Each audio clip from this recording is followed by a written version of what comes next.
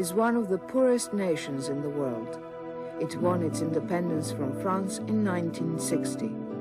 In August 1983, Captain Thomas Sankara took power and established a non-aligned socialist government.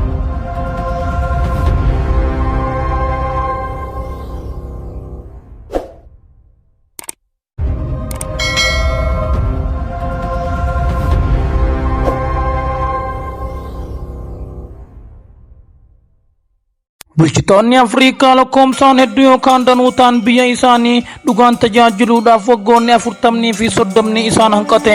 Hiyyummaa fi gadadoo biyya isaanii yoo dhaalchisan garuu Toomaas Sankaraan waggoota 4 keessatti biyya xiqqoo akka kutaa foonii addaa ciqitte takka irraa citte gara Koodirivaariin makamte takka immoo irraa citte akka uffata kiraatti asii fi achi butamaa turte biyya guddoo fi badhaatu kan taasiseera. Ogumaan pirezidaantummaa argateen maqaa koneeffattoonni baasaniif appar gooltaa irraa haqee Burkina Faso kan baaseef Toomaas Sankaraan ilma mul'ataa Afrikaa fi fakkii dhugaa biyyattii ta'uudhaan maqaan isaa guddateen dhalootatti kan dabreedha. Qabeenya biyyaa saamanii boodarra uummanni yookaan ammoo raayyaan ittisa biyyaa masara ol seenee bulchitoota Afrikaa yoo morma isaanii qabee gadi baasu argaa kan guddate Shaambal Toomaas Sankaraan gaafa aangoo kan namuuf akka pirezidaantii Laayiberiyaa Saami'eeldoo qabsaa'ota biyya isaanii mataa ol qabuudhaaf aarsa kafalan istaadiyeemitti walitti qabee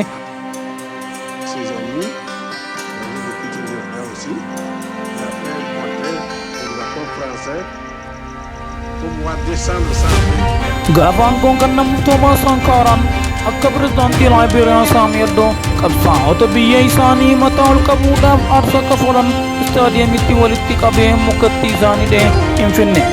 Akka pirezidaantii Yuugaandaa Idi Amin Daadaa qondaaltota mootummaa isa duraa fixee reeffa isaanii bishaanitti hin goorsifne.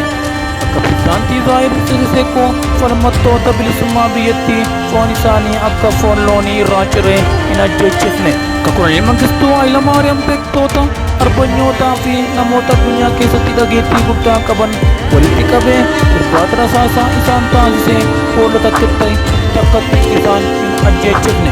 Shaambal Toomaas Sankaraan kana qofa osoo hin taane akka pirezidaantii Seentiraal Afrikaa bookaasaatti qondaaltota mootummaa mooraa loonii keessatti hidhee dhoqqee keessa isaan gangalchee dhuma irratti hin ajjeechifne.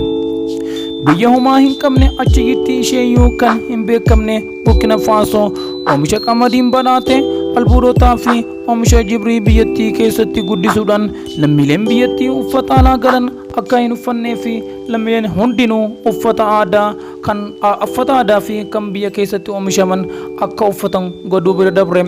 Afrikoonni hundinuu oomisha biyya isaanii akka uffachuu qaban gamtaa Afrikaa irratti dhiibbaa guddaa uumaa kan ture Toomaas Sankaraan pirezidaantii dhugaa kan Burkina Fasooti.